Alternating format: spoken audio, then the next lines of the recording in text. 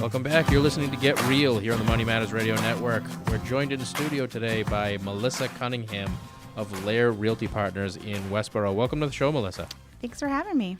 So we asked you to come on the show today to talk about what's going on in the markets that you serve. And I know you kind of cover a big swath of the state. So you're kind of, the Mass Pike is your territory, right? I do, yeah. I grew up in Western Mass, and I've lived all the way out to Newton and spent a bulk of my adult life in the boroughs area. Mm-hmm. So, yeah, I'm comfortable in all of those areas from Springfield to Newton, I'd say. Right. Yeah. And your favorite spot has got to be what? Central Mass, right in the middle of both? Absolutely. Yeah. And that's where I live now. So I think that that's the best place where I'm most familiar. Lots of fun things to do in the city, but who can really afford to live there these days, right? Absolutely. So you get the best of both worlds here in Central Mass. You do.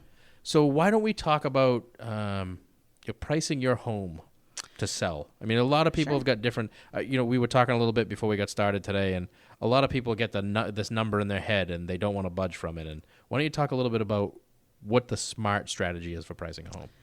So I've been an appraiser since 2004, and because of that, when I go into a listing appointment, I'll see a lot of people want to kind of pick my brain about what I think they should put their house on the market for. And I think no matter what you tell a seller, they're going to have a number in their own head. But my advice to them would be, listen to your realtor so long as they can substantiate the number that they're giving you, show you comparables. You should trust them because you don't want to put your house on the market for more. Right. And then it ends up sitting there stale. And that's the worst thing that can happen. You're going to end up lasting longer, sitting there, wasting your time, and people are going to start thinking that there's something wrong with your house. Well, that's the thing, especially now because things sell so quickly these days. Right. If your house is still on the market 30 days later, everybody's assuming that your house is sinking into the ground, right? Absolutely. Or something worse. Yep. They're going to wonder, what's going on in there? Is there a problem that we can't tell from the photos? And, if you price your house appropriately, you're probably going to actually walk away with more than if you wait longer. Right. If you put that house on for, too much, you might end up ending up with an offer that's lower than you expected to walk away with. Right. And is that because people are assuming that there's something wrong with your house, so just lowball it? Yeah. And the longer you're on, people start to assume they can get a deal out of you too. Right. Because they figure you're desperate, so they can get the house for a steal. Yeah, absolutely. Yeah. Absolutely. Which ironically is really funny because those people are usually the last ones that are going to let their house go for $1 under market. So So you end up getting caught kind of in the middle. You got people who don't want to drop their price, right? And the only people coming in the door are the people that want a deal. Absolutely. Yeah. And I think it's important to just be realistic. Everybody thinks that their own house is a castle, and while your own house might be beautiful and you've taken great care of it, you have to be realistic when you look at it comparing it to other houses that are on the market at the same time. So if it's a 2-room bungalow, don't price it like it's 12,000 square feet. Absolutely. Yeah. Even in Newton, you're probably not going to get $4 million for that bungalow. No, well, you never know in Newton. Actually, yeah. On the right piece of property, you probably could get it, right? Yeah. Yes. Yeah. Right. So, do you have different pricing strategies, say for Newton or an eastern suburb versus Central Mass, or even going out towards the western part of the state? Yeah, something that you see a lot out towards Newton, in that area, Newton, Wellesley, Needham, you're going to see houses come on the market underpriced. Right. And they're almost always going to end in a bidding war after the 2-day open house. That's the strategy out there. I see. Especially if it's a home that's located in a nice neighborhood and it is move-in ready, you're going to see things selling for, $50,000, $60,000 over asking price pretty much on a regular basis. And they're doing that as intentionally, really? Absolutely. Okay. I think that it makes the seller excited. It makes the realtor look good. Look at how many offers I got you in a couple of days. And it's kind of exciting, but it's hard when you're taking out a first-time buyer in that type of situation, or even somewhat market shy buyer, because they don't want to make those big offers. They don't want to go in way over asking price. Right. So it's kind of, again, listen to your agent. If you really want the home, sometimes that's the way that you have to go. You have to go in strong with a big, heavy offer. And we see that more often than not now. Even, I mean, not so much in the western part of the state or even northern part of Central Mass, but, in particular, the boroughs and going east to, say, like the Natick area. Yep. Which some people think is Western Mass, but most of us realize is not. Right. So a lot of times we'll see people that are just so tired of looking because they've gone in and they've lowballed 3-4 different properties, and they go in and they see the house they want, so they'll actually finally come to the table with a real offer. In a lot of cases, they're just saying, all right, this is the most I can afford. This is everything I've got. Just take it. I want the house. Absolutely. And I actually encourage that as long as you're not overpaying. And, that's, you want to make sure that you're still staying in a reasonable ballpark for the house. You got to make sure it's going to appraise. Right. But at the same time, if you want a home in this market, you really need to go for it. There's too many buyers out there that are ready for the low inventory that we have. Right. And that's, so you have to jump out there. I had buyers last spring here in Westboro that went in 17 offers on the same house. Wow. We went 26,000 over asking and did not get the house. And, everybody struggled with the idea that we were so far over asking. But at that point, it doesn't even have anything to do with what they listed the house for. You're shooting for what is this house worth and what's it worth to you. Right. Yeah. And in a lot of cases, people are just so tired of looking. It's worth giving up all their money at that point. Absolutely. And we see that happen more often than not. It's interesting to look, and it happens in pretty much all the segments that we cover. Yeah. Whether it's the first-time buyers or the move-up buyers, although they're a little more realistic. But the first-time buyers in particular, it's like they still think it's 2009, and they're going to go in and offer 15% under asking price and get the house. Right. And they don't learn the second, third, or fourth try. But then all of a sudden they see that house they absolutely have to have, and they realize you're not getting a discount anymore. The asking price is the asking price. Sure. It's going to sell in probably a week, so Yep. they're not going to take a 20% under asking price offer. Yeah. And it takes your agent being willing to tell you that, okay, this is the house where you cannot lowball. Right. This is the house where maybe you can, and I think that being aware of the market that you work in is a big advantage in that. Right. And what about short sales? Like I have customers asking me all the time because it went away for a while. People didn't want to deal with short sales. And now all of a sudden they're saying there's not a ton of property on the market. What if I buy a short sale? Then can I get a deal? And what's your opinion on that? Honestly, I don't really think that there are deals to be had with short sales anymore. You might get a better deal on a bank-owned property, or especially in the winter, if you have the cash to buy a winterized property, you might be able to get a deal.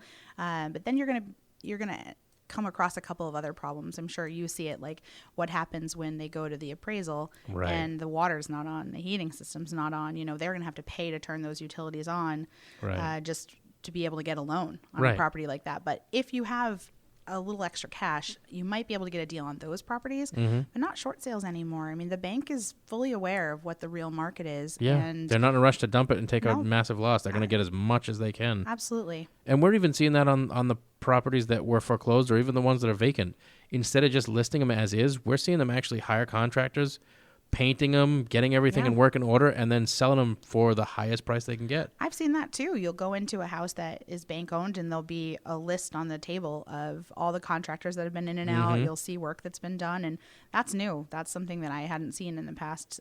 So that's kind of a good thing to do, though. Right. And I think it's a sign of the times too, because they know that money that they're investing in the property, they're going to get every dime of it back and then quite a bit more. Right. Plus, I also feel like the millennials that are coming out into the marketplace nowadays, unfortunately, don't want to have to do any of the work.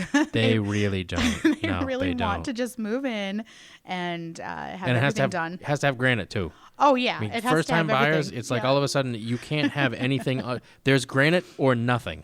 Yeah. Well, that's a whole other topic of conversation, too, is that they would just want everything mom and dad had after 50 years of living. Right. Yeah.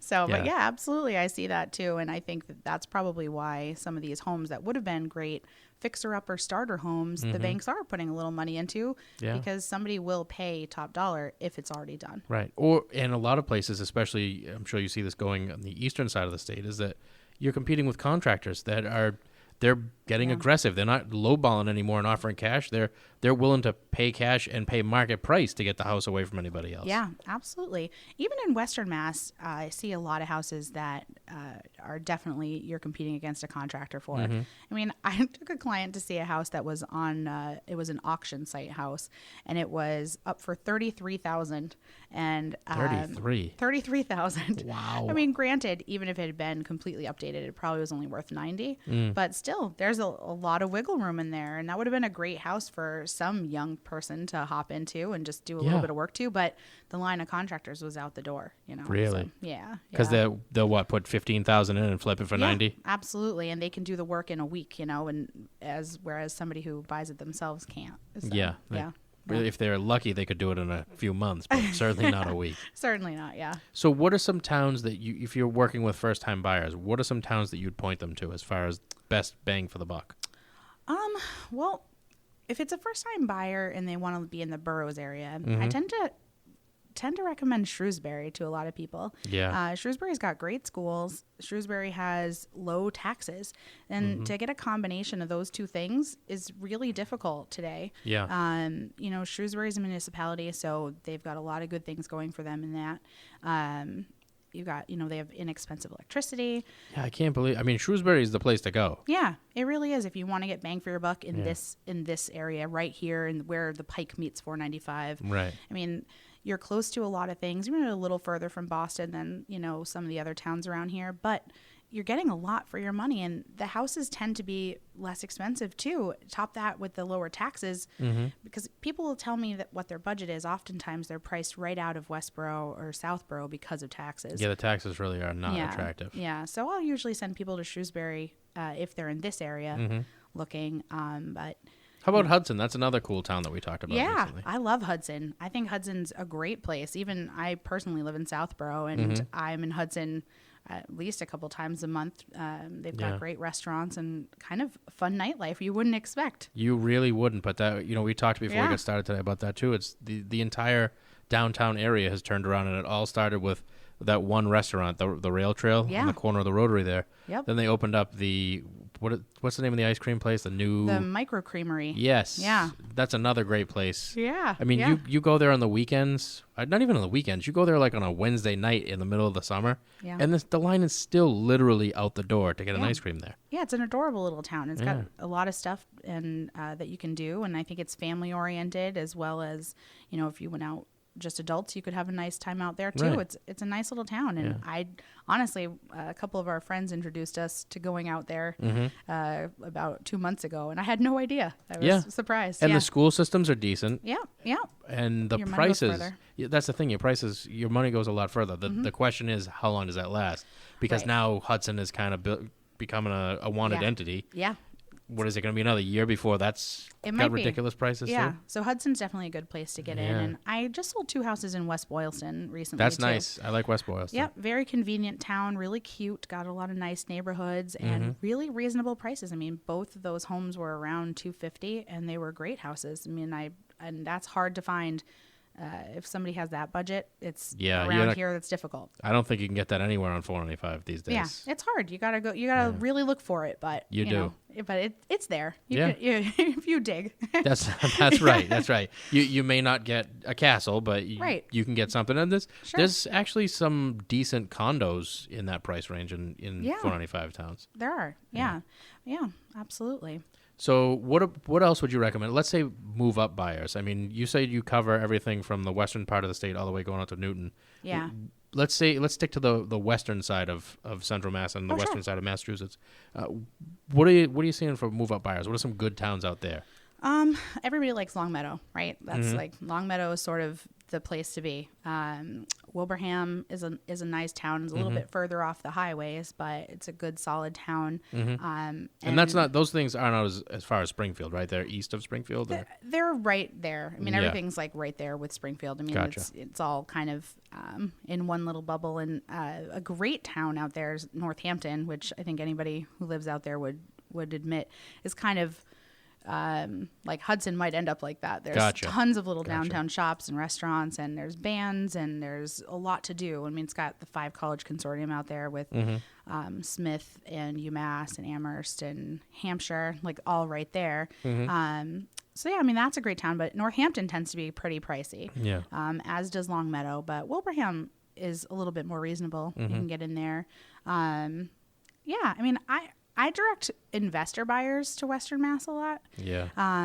If somebody comes to me and says, I'm interested in rental property, I always tell them to look in Springfield, Chicopee. Yeah. Well, it's tough to get anything investment going east because it's all been bought up. Absolutely. I mean, out there I find people think, oh no, I don't want to go out that far, but it's unbelievable. You can buy a house in Springfield for half what you'd pay in Worcester, and the rent is almost identical. Really? Yeah. And so it's like a cash cow. And, you know, Wow. I tell people constantly, let's go look up there. And every time they go, that's like, you know, you do the numbers on paper and it's like you're winning. Wow, You know? that's awesome. Yeah. I never even thought of that. Yep. It's a great place to go for if you want to invest and have rental income, you know, which is a big job. Sometimes people think that it's, you know, it's just simple. Oh, I'll just buy it and it'll, you know, rent it out. It's no problem. But, you know, it's a job in and of itself, but it's worth it out there because one unit will pay your whole mortgage. Yeah. You know? And you know what? We got something else really important I wanted to get to, too. We've only got about a minute left. Sure. But what I wanted to talk about was the first-time buyer myth that you brought up before we started today, which is where are people getting the idea that they have to come up with 20% down to buy a house? I have no idea. And that's something I tell people all the time. You don't need 20%. You need 3 to 5, and you can make it happen. Right. And if you're a veteran, you don't need anything down. Absolutely. And if you qualify for a USDA rural housing loan, you don't need anything down. Absolutely. So. And that often wins people over, and they're ready to go when they find that out. Yeah. So you go from thinking you got another 12 years that you have to save to thinking, well, I can actually go out this weekend and look. Yeah. It's easier than you think. Yeah. So don't waste any time. You want to give Melissa a call. Melissa at Lair Realty Partners. You can reach her at her phone number, 508-439-1077. Again, it's 508-439-1077. And that's Melissa Cunningham at Lair Realty Partners, right in Westboro. But you cover everything on the pike I do. from Western Mass all the way in practically into Boston. Absolutely. Well, I want to thank you for joining us on the show. It was great to have you. Thanks so much. So we're going to take a quick break for some commercials, but stay tuned. We've got more Get Real coming up after this.